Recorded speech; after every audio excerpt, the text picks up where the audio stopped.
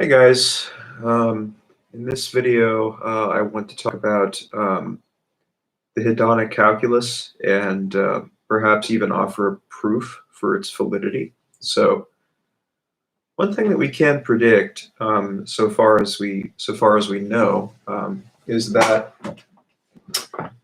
the universe will eventually, at least my reading on this, hopefully my reading on this is accurate, but my what we do know about the future of the universe is that eventually I'm not sure if it contracts into a cold state. I know that it eventually, the universe can be seen as constantly going through infinite cycles of expansion and contraction, and I'm not exactly sure what the ultimate outcome is, whether it's going to contract into. In any case, the point is that eventually the universe the universe we inhabit will eventually become totally uninhabitable for any organic life. And once that happens, all life, all organic life as we know it, that would be possible within this universe is going to be exterminated in some way if it hasn't already died out, right? By the contraction into the cold state or the heat death. I'm not exactly sure if it's the, I don't know, cold state or heat death that's going. I think either one eventually will destroy all of life. So that is a fact. That's a predictable fact, assuming that the fact that eventually the universe will become uninhabitable to any form of life, right? Any form of intelligent life or complex life is more or less a fact if we trust the consensus on where things are headed in the universe. That all depends on whether you value. Well, I mean, it's a good consensus, not a bad one. In any case, we don't need to debate for the purposes of this proof. We don't really need to debate whether any of this is actually going to happen or not. Let's assume that it will, okay, so that we can get somewhere in terms of a proof. So we don't even have to assume that it will. Right? It's not just an assumption, it's a reasonable inference. Now, given that, right, given that no matter eventually organic life will no longer exist and the universe will become uninhabitable to intelligent complex life, even tardigrades and simple life forms will not be able to inhabit it, either because of heat death or a contraction into a cold state. Regardless,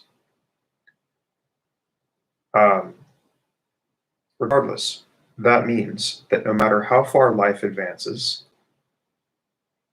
it will cease to exist, no matter how many advancements we generate.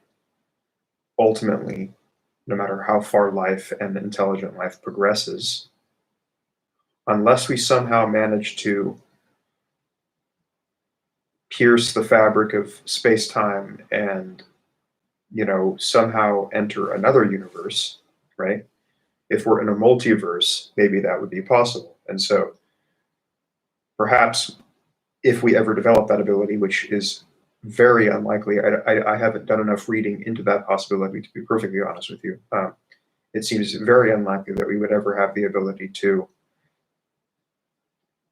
simply enter another universe, depending on how we define universe. We would have to, a new universe wouldn't simply be another region of this universe. It would be an entirely different. You see my point, right? So the universe we exist in is all that is in this particular domain or region of reality. So it would require us literally to access somehow through some sort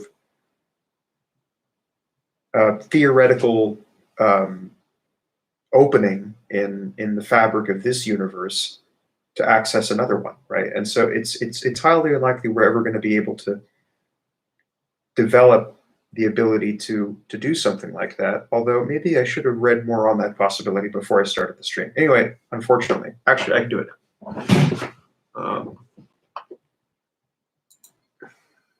I just want to make sure that my knowledge is correct and that the proof I'm offering is actually valid. If I haven't fully investigated that possibility, it's not a very useful proof.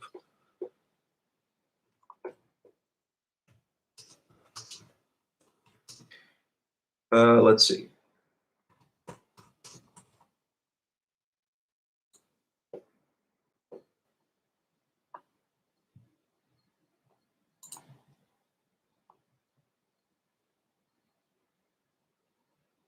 Okay, see, this is exactly my point. If you are an advocate of multiple Big Bang universe, then that would mean that leaving our universe to travel to another world or to another universe, would be just as impossible as traveling back to the time before the Big Bang that resulted in our universe even happening. So no matter no, right? And let's see, let me make sure that this article is, make sure I properly sourced. Physicists weigh in. This is an article in Futurism. Could we ever travel to a parallel universe?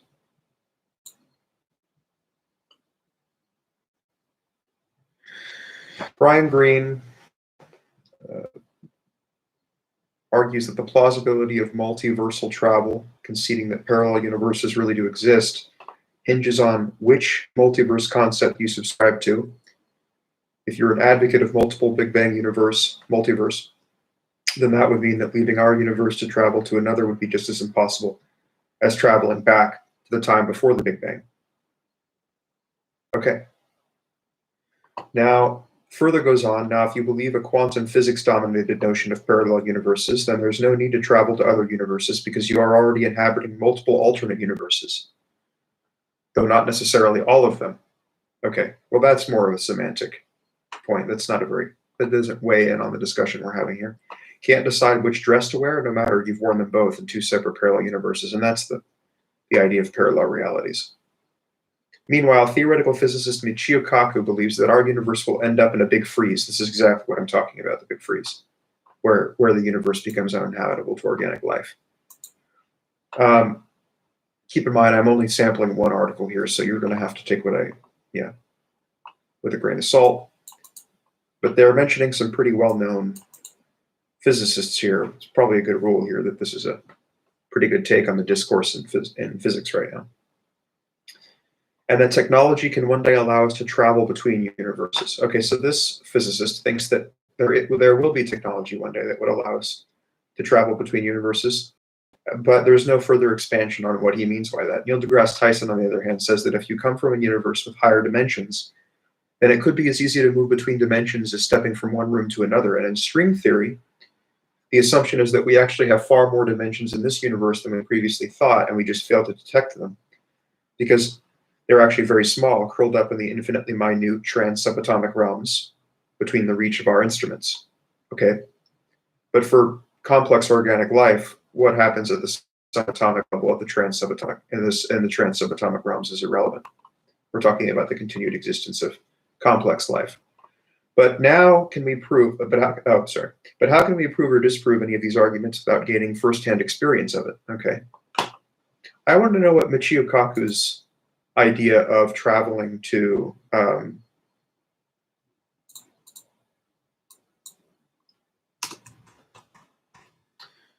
Michio Kaku.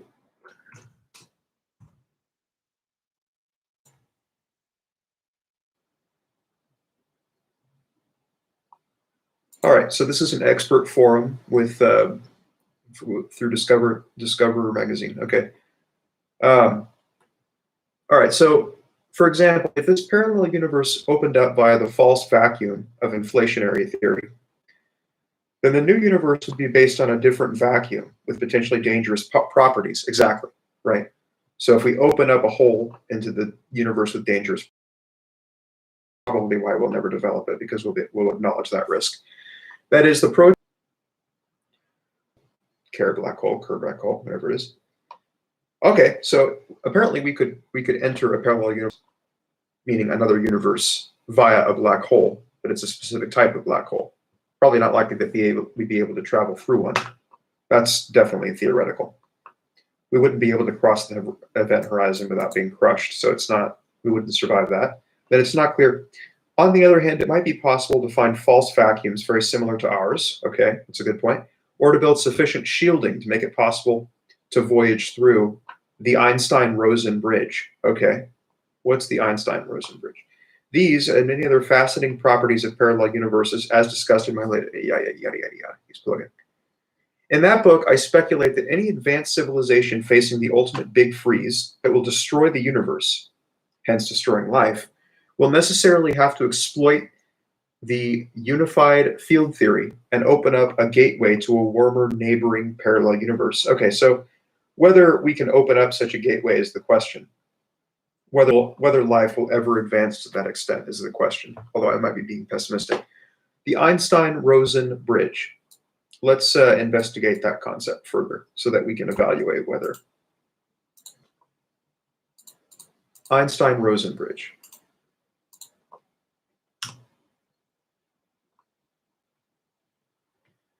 The Einstein-Rosen wormhole, okay,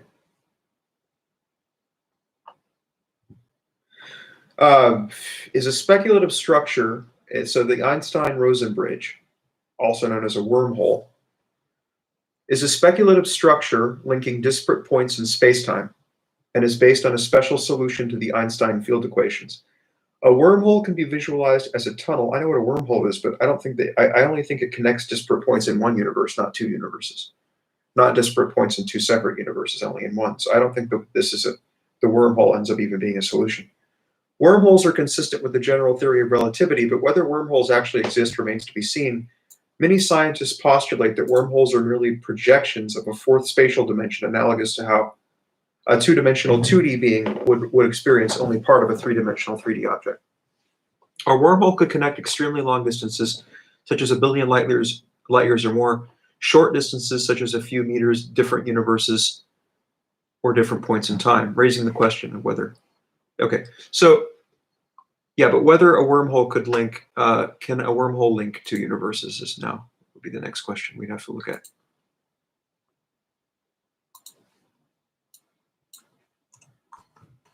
Can a wormhole link two universes? A wormhole could connect extremely long. Okay, so this goes back to the Wikipedia article that I just. Oh, okay. So maybe maybe my proof of the hedonic calculus actually is get deeper into whether I can explore the validity from other angles. All right. So apparently, yes, wormholes. Wormholes bring with them the dangers of sudden collapse, high radiation, and danger to be a viable means of travel. I know that in sci-fi movies they've been depicted that way, but all right. So these bridges, meaning the wormholes, connect two different points in space-time, theoretically creating a shortcut that could reduce travel time and distance, which we all know. Anyone who knows what the concept of that is. It's a throat connecting the mouth. Okay, so wormholes contain two mouths with a throat connecting the two. The mouths would be likely spheroidal. Okay, so the throat might be a straight stretch, but it could also wind around, taking a longer path than a more conventional route might require. So apparently, according to this article, the Google summary provided, I'm not going to go through the effort to find the point in this article where. Yeah, so according to this Google clip here, yes, where is it? Where is it?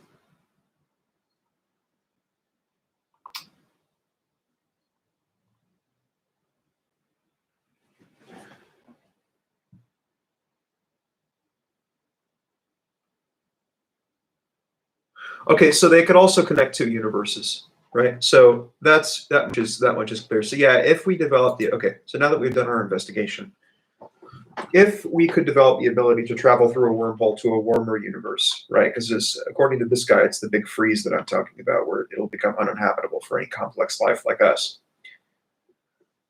Regardless, humanity certainly. Okay, so maybe I didn't even need to take this far. I didn't need to. I didn't need to base the validity of the proof on the death of all complex life, just the death of human life. But regardless, my reasoning was that, yeah, the universe contracts into this big freeze. Life becomes inhabitable to all complex life and all intelligent life, et cetera, et cetera. Whether we're able to develop the ability to even travel through a wormhole, if they even exist. At this point, they're theoretical, have not been observed. Probably there's good reason to believe. I think the consensus on wormholes is that they do exist, and that, you know, if we can predict theoretically the existence of a black hole, we can predict the existence of a wormhole. But regardless, it's unlikely whether we actually develop the ability to, and you know, there's extreme risk trying to at least locate the right wormhole leading to the right universe. I mean, the probability of being able to escape this universe before the big freeze, traveling through a wormhole, right? So one, we could calculate the probability of whether it's even likely that we achieve such a thing. So one, do wormholes exist? Likely. Okay, so we'll concede that, right? High probability there. Do we develop the ability? Okay, so acknowledging the risk of traveling through one, will a society, an intelligent society, develop the means of doing so? Very low probability, because life is inherently risk averse via the instinct to self-preserve. So unlikely. Assuming that they do develop, they actually develop the technology to be able to do that. What's the probability of them finding a wormhole near them they could actually travel to? Very low. That would then lead to a warmer universe? Very low. So in terms of just probability and whether that warmer universe contains any habitable planets is another question. Probability lowers even more considering that. Planets that they then would be able to travel to, even lower probability. Planets that they may be able to travel to but would not be habitable in any sense of the word, even lower probability. So the probability that we actually can exploit the wormhole, the existence of a wormhole to then travel to a warmer universe, and we just fortuitously, one of the isolated instances, isolated intelligent societies that develop in the universe, somehow miraculously not only overcomes the basic risk aversion, which will prevent the development of such a technology, but develops it, finds a wormhole they can access, then finds a wormhole they can access that also leads to a warmer universe, that also then leads to habitable galaxies, that also then leads to, you see the point. I mean, when we begin to go through the probability, the dynamics of calculating the probability, it becomes extremely unlikely that any of this actually occurs. So we can safely assume that within this universe, intelligent life dies out at the big freeze. Now, that being the case, it's not merely nihilistic, rather it's rational to recognize that given that that's the case, it doesn't matter how far humanity advances or any intelligent life. Because into the future, I mean, because it dies out anyway. It ends in nothing. So because of that, the hedonic calculus to me becomes one of the only valid ways of looking at how one should act individually. And it's not to say, oh, well, yeah, it's another way of saying, yeah, you die anyway, so what's the point of taking it all so seriously? I mean,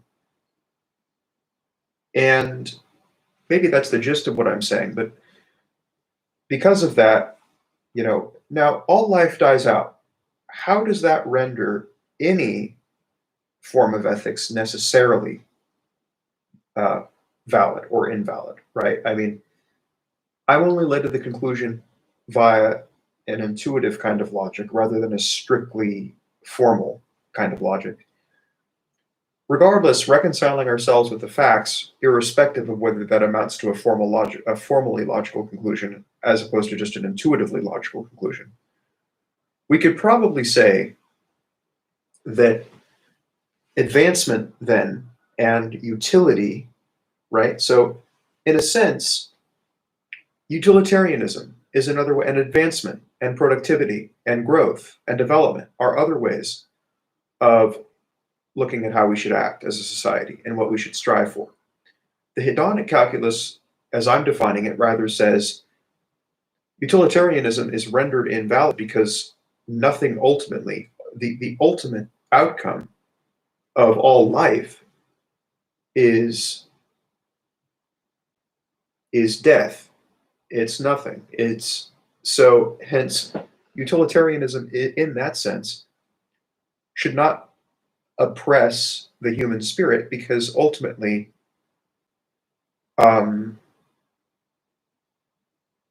it's the outcome is not worth this sacrifice in that way. And so that doesn't lead me to any sort of pessimism or nihilism. It just leads me to a kind of realism that recognizes that my life, my individual life, really isn't that. I'm just an atom. You know, I shouldn't take things so seriously because I'm not that important. So that's all I'm saying, really. And I think if we recognize all of these things as scientific predictions, as scientific facts, not just predictions, but inferences, and something more than a prediction, because that I'm not talking about a forecast. I'm talking about looking at how reality, if it functions according to laws, right? So if the universe functions according to scientific laws, then there is a level of extreme predictability in it, right? So if we assume the laws are valid, then we assume the predictions are valid, right? So they're good predictions. They're not just forecasts. They're not estimates necessarily. They're very, very, very reasonable predictions based on how we understand the scientific laws of the universe. And if we assume that those laws are valid, we have to assume that those predictions are valid within a reasonable degree of certainty. But regardless,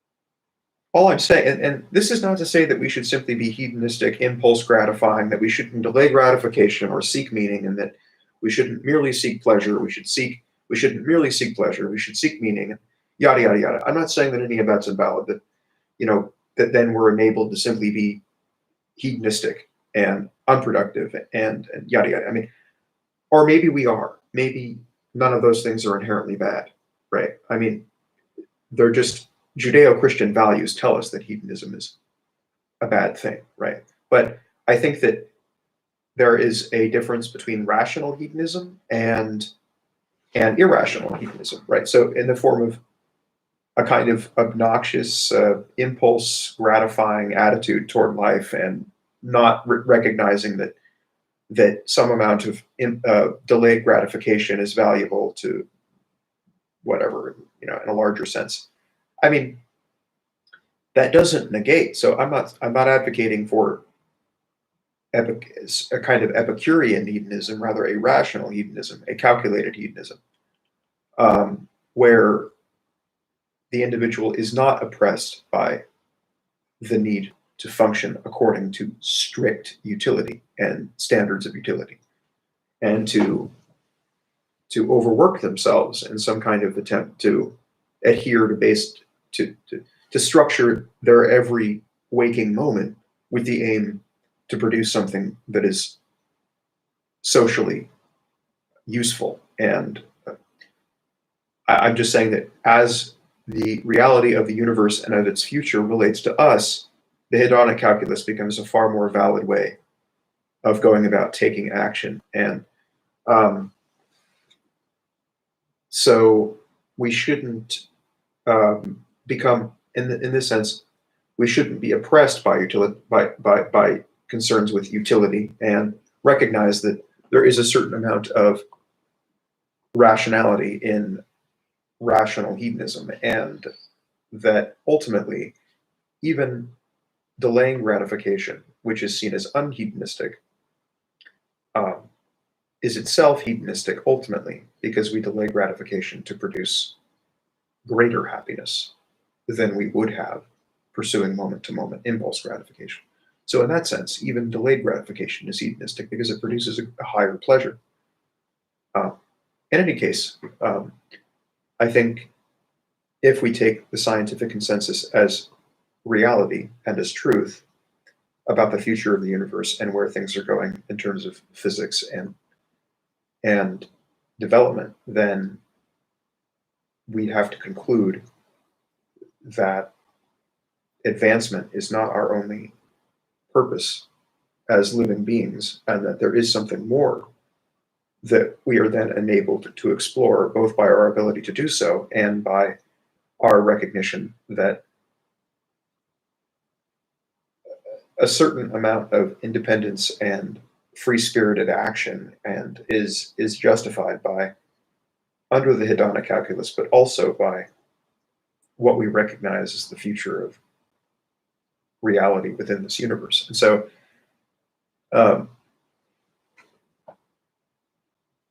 anyway, I don't really think it's a proof. You can't really prove, right? So very few philosophical statements end up being provable. It's not like mathematics, which is sometimes even not totally provable. You have holes in mathematics where you accept statements as true even though you can't prove them. So all I'm saying is that individuals should not become oppressed by concerns with utility, and hedonism ultimately becomes more philosophically rational than utilitarianism, simply because no amount of advancement of a particular species, of a particular intelligent species, produces any ultimate, permanent, lasting good. So to the extent that we should sacrifice as individuals for some collective or the future of the species, we should do so only to enhance the experience of future humans and enhance the ease, peace, happiness, and convenience of future humans, not to the extent that we are oppressed by the need to sacrifice for some future hypothetical generation, but rather we should also, right, at the same time that we should engage in a kind of long-term sacrifice, both for ourselves and others, we should not become oppressed by the concern with the utility that that sacrifice would generate, or else we lose what would make us uniquely human, which is that we don't function according to, there is a certain amount of entropy that is a part of human consciousness, and it may be the very basis of it. And to deviate from what we would conventionally recognize as, to deviate from concerns with utility does not always destroy value or utility. It may have a higher utility we simply can't recognize if we move beyond the quantitative into the qualitative aspects of life. So that's pretty much all that I'm saying, I wanted to say about the hedonic calculus. But it seems that the consensus in physics does make the hedonic calculus and rational hedonism and some level of individual happiness seeking rational.